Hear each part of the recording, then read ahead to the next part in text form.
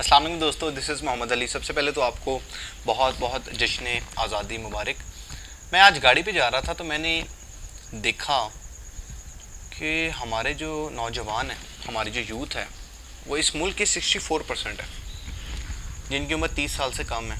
अच्छा, मैंने ये नोट किया, मैंने देखा कि वो मोटरसाइकिलों के, बाइक्स के साइलेंसर उतार के और बाजा मुंह में डाल के उन्होंने वो बाजा बजाया और गाड़ियों के दरवाजे के ऊपर बैठ के वो हुल्लड़बाजी की, लफंटरी की।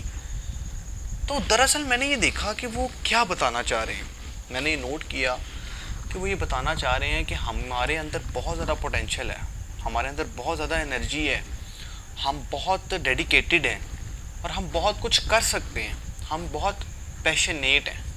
लेकिन एक कमी है कि हमें कोई विजन देने वाला नहीं है, हमें कोई डायरेक्शन देने वाला नहीं है, हमें कोई हौसला देने वाला नहीं है, हमें कोई मोटिवेशन देने वाला नहीं है, हमें कोई रास्ता देने वाला नहीं है, दिखाने वाला नहीं है, हमें कोई मशवरा देने वाला नहीं है, हमें कोई नसीहत करने वाला नहीं है।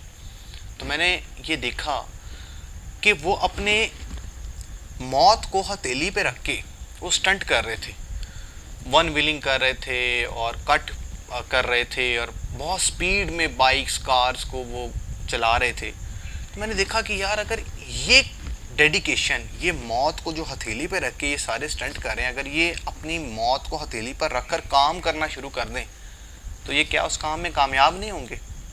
लेकिन प्रॉब्लम ये है कि हमारी बहसियत कौम, हम लोग किसी की बात सुनने को तैयार नहीं है। अच्छा, पहले तो नसीहत करने वाले या मशवरा देने वाले ही कम हैं और जो हैं उनकी कोई सुनता नहीं है। तो मुझे ये पता लगा कि इस मुल्क को एक रहनुमा की फिर मुझे दूसरी बात ये पता लगी कि हम बहसियत कौम लागे लगने वाली कौम है, लागे लग जाते हैं। किसी एक बंदे ने सलेंसर उतारा होगा स्टार्ट में, किसी ने एक बंदे ने बाजा बजाया होगा, उसको देखा देखी सारे लागे लागे और सब ने ही सलेंसर उतार के बाजे बजाना शुरू कर दिए। तो मुझे ये पता लगा कि अगर एक गैर मुल्की हमें देखे कि यार ये लोग, ये कौम आज़ादी इस तरह मनाती है, क्या सोचेगी यार कितनी जाहिल कौम है यार, इनके पास डायरेक्शन ही नहीं है, इनको किसी ने तरीका ही नहीं बताया। क्या आज हम अपने बड़ों के इक़्तिदार, रवायात, रसूमात भूल गए हैं? हम ये भूल गए हैं कितनी मेहनतों से ये मुल्क हमने बनाया, हमारे बड़ों ने बनाया। कितनी मेहनत होगी। कायद-ए-आज़म रहमतुल्लाह अलैह को टीबी थी, टीबी की खांसी को रोकना, इतने बुखार बीमार के अंदर केस लड़ना और अपनी खांसी को रोकना कि अगर इनको पता लग गया कि टीबी है तो मुखालिफिन जो है केस को प्रोसीड करेंगे और केस अगर प्रोसीड हो गया, लटक गया, तो जो है ये मुल्क हासिल नहीं होगा। और आज के दौर में अगर एक प्लॉट के ऊपर कब्ज़ा हो जाए ना तो वो सारी ज़िंदगी लग जाती है, उससे कब्ज़ा नहीं छूटता। एक मुल्क को आज़ाद करवाना कितना बड़ा मिशन होगा। हम अगर सिर्फ अपने हिस्से की शम्मा जला लेना, 22 करोड़ आवाम है, बड़े बूढ़े निकाल दें, बच्चों को निकाल दें, तो तकरीबन 64%, तकरीबन 15-16 करोड़ तकरीबन बनती है आबादी। अगर 15-16 करोड़ अपने हिस्से का काम करें, चलें एक मिसाल के तौर पे एक एक पौधा ही लगा दें तो 15 से 16 करोड़ पौधे लग सकते हैं और कितना इन्वायरमेंटल चेंज हो सकता है। इसी तरह अगर हर इंसान अपने हिस्से की शम्मा जलाए, ये रोने की बजाय कि उसने ये किया, उसने फ़लाँ किया, मुआशरत ऐसी, हुकूमत ऐसी, मुआशरा ऐसा, लोग बुरे, फैमिली वाले बुरे, भाई बुरा, ये बुरा, हम सिर्फ अपने हिस्से का काम कर लें और पॉजिटिव काम कर लें, पॉजिटिव कंट्रीब्यूशन कर लें, हम अपने हिस्से की शम्मा जला लें, तो ये मुल्क, मैं ये समझता हूँ, पता नहीं कितनी तरक्की कर सकता है, कितना ग्रो हो सकता है और दुनिया के तरक्की याफ्ता ममालिक में शामिल हो सकता है। मुझ पर अक्सर लोग तनकीद करते हैं, जी आप मोटिवेशन स्पीकर हैं तो आप क्या करेंगे। मैं उनकी बात को सुनता हूँ, मैं उनसे ये कहता हूँ कि आज के दौर में उम्मीद फैलाने वाला है ही कोई नहीं और जाहिलियत इतनी ज़्यादा है। मैं कहता हूँ हर इंसान को मोटिवेशनल स्पीकर होना चाहिए, हर इंसान को काउंसलर, एडवाइज़र होना चाहिए, जो दूसरों को उम्मीद तो दे सके, हौसला तो दे सके, थपकी तो दे सके, दिलासा तो दे सके। क्योंकि कभी कभी इंसान को कुछ भी नहीं चाहिए होता, सिर्फ इन चीज़ों की ज़रूरत होती है। और मुझे ये पता लगा कि हमारे नौजवान बाजे बजा के, सलेंसर उतार के, ये सारी हरकतें करके ये बता रहे थे कि उनके पास करने को कोई एक्टिविटी नहीं है।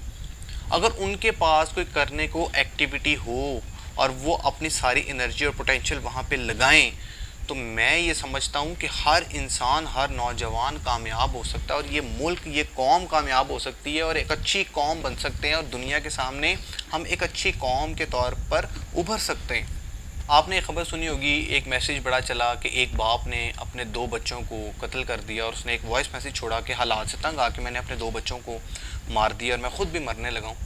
तो मैं ये सोच रहा था कि उसको दिलासा देने वाला, उसको उम्मीद देने वाला कोई भी नहीं था, उसको कोई रोकने वाला नहीं था, उसको कोई, वो इतना नाउम्मीद हो गया इस मुआशरे से, लोगों से, कि वो हिम्मत ही हार गया। उसने बच्चे भी मार दिए, ख़ुद भी मर गया वो। अब इसका दूसरा पहलू ये है कि अल्लाह ताला ने कुरान मजीद में माँ बाप का इतना बड़ा मकाम बयान किया है कि बाप जन्नत का दरवाज़ा है, माँ के कदमों के नीचे जन्नत है। तो जब माँ बाप बच्चों को मार देते हैं, तो क्या माँ बाप का जो रिश्ता है, अजीम रिश्ता है, वो इस रिश्ते से भी गिर जाते हैं? उसके बाद वो इंसानियत के रिश्ते से भी गिर जाते हैं, और वो इतना गिर जाते हैं कि वो बच्चे भी मार के ख़ुद भी मर जाते हैं। तो वो कहाँ जाती है ममता, वो कहाँ जाता है बाप की शफ़क़त, वो कहाँ जाता है प्यार, वो मोहब्बत? हालात से तंग आके वो इस तरह ऐसे हो जाते हैं कि वो मार देते हैं। आए दिन आप खबरें सुनते हैं कि माँ ने बच्चों को जहर दे दिया, माँ ने बच्चों को मार दिया, बाप ने मार दिया, कत्ल कर दिया। तो मैं बड़ा हैरान होता हूँ कि माँ बाप का जो मकाम था, कि शायद वो उसको पहचान नहीं सके, या वो अपने मकाम को खो बैठे हैं, या वो इंसानियत के इतना गिर गए हैं, या इतना मजबूर उनको हालात ने कर दिया है कि वो अपने बच्चे मार कर ख़ुद मरने पर मजबूर हो गए हैं। तो ये हमारे मुल्क का बहुत बड़ा अलमिया है कि किस तरह के हालात हैं, और किस तरह के लोग हैं, और किस तरह का मुआशरा है कि जो एक दूसरे को सपोर्ट ही नहीं कर सकता, एक दूसरे को सारे गिराने पे लगे हैं। यकीन करें, आप लोगों के लिए आसानी पैदा करना शुरू कर दें, उनको उम्मीद दे दें, उनको हौसला दे दें। देखिए, आपकी तरक्की दुनिया नहीं रोक सकेगी, अल्लाह आपको इतना नवाजेगा, ये अल्लाह का करम होता है। तो अपने हिस्से का जो काम हो सकता है ना, वो ज़रूर करें। किसी को उम्मीद दे दें, किसी को हौसला दे दें, किसी को कोई एक्टिविटी दे दें, और ये अपने तौर पे आप देखिए करना शुरू कर दें, बीज लगाना शुरू कर दें। देखिएगा कि वो एक दरख्त बन के किस तरह छाँव देना शुरू कर देगा और फल देना शुरू कर देगा। तो इख्तिताम इस बात पे करता हूँ कि आज से 75 साल पहले एक कौम को एक मुल्क की ज़रूरत थी, और आज शायद एक मुल्क को एक अच्छी कौम की ज़रूरत है। तो मुझे उम्मीद है आपको ये सेशन बड़ा अच्छा लगा होगा। अगर आपको अच्छा लगा तो उसको लाइक कीजिएगा, सब्सक्राइब कीजिएगा, शेयर कीजिएगा, और इसी के साथ अपना बहुत ख्याल रखिएगा। अल्लाह हाफ़िज़।